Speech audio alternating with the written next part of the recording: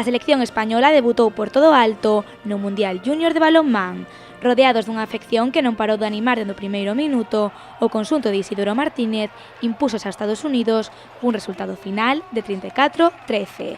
O pabillón municipal acolleu así o primeiro e único encontro da fase de grupos que o conxunto español disputará en Pontevedra. Un partido a que non faltou ningunha autoridade. A presidenta da Deputación e o alcalde da cidade quixeron dedicar unhas palabras aos xogadores hispanos.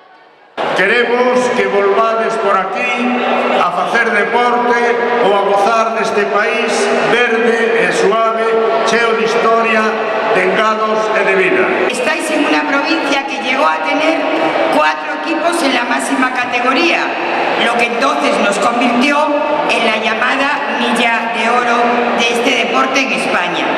Por eso sentimos tanto orgullo de que el Mundial Junior se celebre aquí, porque esta provincia y el balonmano siempre caminaron de la mano.